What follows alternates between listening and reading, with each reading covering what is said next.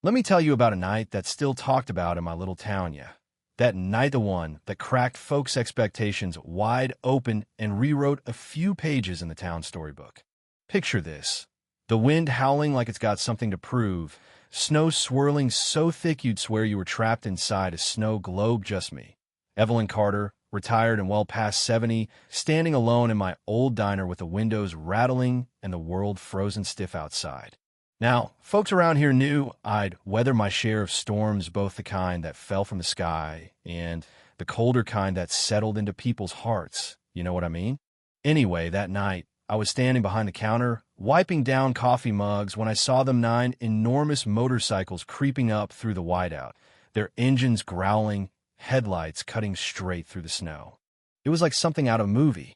The whole town whispered about these bikers, painted them as nothing but trouble hell's angels, no less. Leather, tattoos, boots caked with ice, the kind of crew you'd cross the street to avoid if you could. But when they stepped into my diner, breath steaming, faces rough around the edges, eyes scanning every corner, they didn't look dangerous to me. Not that night. They looked desperate, half-frozen, and way out of options. The door slammed shut behind them, and suddenly, it was just me and these 9 men, the wind screaming outside, the power flickering, that old generator in the back grumbling to life like it was complaining about working overtime. There was tension, oh, you could slice it with a butter knife. They stood there, not sure if they were welcome, and I'll be honest, I could see in their eyes what I've seen in too many faces over the years. Suspicion. Fear. The whole us versus them thing, like the world's been teaching folks to size each other up before they even open their mouths. But here's the thing me mother used to say, kindness is a lantern, you never know who's going to need it in the dark. So I waved them over, poured steaming mugs of coffee, brought out bowls of chili, and whatever sandwiches I could throw together from what was left in the pantry. Didn't matter what stories the town told about these, many figured the only story that mattered tonight was whether we could all make it through till morning. At first, they barely spoke, just stared at their cups, hands shaking from the cold or maybe from nerves, who knows. Little by little, though, the frost in the room started to thaw. The coffee worked its magic. The tallest one big fella, beard like he wrestled grizzly bears for fun, finally cracked a smile, thanked me, and before long they started talking among themselves, real quiet. One mentioned his little girl back home just started kindergarten. Another grumbled about his bad back from a crash years ago. For a bunch of supposed outlaws, they sounded a whole lot like anybody else who's ever found themselves far from home and wishing they weren't. Now, the storm outside wasn't giving Yupif anything, it was getting meaner. Snow was piling so high against the door that you couldn't see the road anymore, and the radio kept warning about the highway being shut down. I found myself dragging old blankets from the back, stoking the ancient heater, trying to keep the chill from settling into everyone's bones. And you know what? Those tough bikers, the ones folks said were good-for-nothing trouble, they pitched right in. That big guy offered to shovel out the front door. 2 more brought in wood, checked the generator, made sure everything that could be patched or nailed down was solid. Somewhere in the middle of all this, we all just stopped caring who was supposed to be afraid of whom. Then, right when I thought the night couldn't get any wilder, there came this banging at the window reel, frantic, scared kind of banging. You ever hear a sound that makes your stomach drop before your mind catches up? That was it. Outside, through the blizzard, I could just barely make out the shape of a car half buried in the drift engine sputtering, headlights winking out. Without a word, 2 of the bikers grabbed their coats and went barreling out into the storm. Another followed, then another, until they'd formed a chain leaning into the wind like it was pushing back.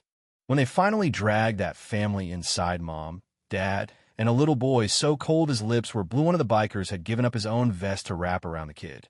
The others herded the parents to a table, rubbing their hands, stamping their feet, doing whatever they could to bring them back from the edge. Let me tell you, I've seen plenty of folks show up looking for a warm seat or a slice of pie, but I've never seen a crew of supposed outlaws risk their necks to save total strangers. Not like that. After that, something changed in the air. You could feel it, like the tension had finally cracked open and spilled right out onto the linoleum floor. Nobody was a stranger anymore. The bikers worked in shifts, keeping the generator running, sharing what food we had left, and even keeping an eye out for any other cars that might get stuck. That little diner of mine, sitting lonely on the side of a frozen highway, suddenly felt like the safest place on earth, a refuge carved out by a bunch of folks who weren't supposed to trust each other. When dawn finally clawed its way across the sky, the blizzard gave up the fight. The road was buried, but we were all still standing. Emergency crews finally reached us, picking up the stranded family and making sure everyone was okay. The bikers, they could have left as soon as the sun came up, but they didn't. They stayed until every last person was safe, until every cup was washed, every story told. And before they rode off, helmets frosted, beards tangled, eyes tired but clear, the big guy turned to me and said, "You ever need us, ma'am, you just call." Didn't say much else, didn't need to. Some things you feel more than you hear. I watched those motorcycles roar off down the empty highway, and I knew something had shifted, not just in me, but in the way the town would remember that night. Word spread, as it does in small places, first in whispers at the market, then in bold headlines in the county paper. Folks were floored, couldn't believe if these men they'd written off as trouble were the heroes of the storm, and the old lady behind the counter was at the heart of it all. I kept on running the Silver Spoon, same as always, but from then on, whenever a storm rolled in or I needed a window fixed or firewood stacked, it was one of those 9 bikers who'd show up. No fuss, no fanfare. They kept their promise, just like they said they would. Years rolled by, seasons came and went. The snow still fell thick every winter. When I finally passed on, the story didn't go with me. At my funeral, the whole town turned out, but what made folks stop in their tracks were those 9 motorcycles leading the procession, rumbling slow and solemn down Main Street. Every head bowed, not a word spoken.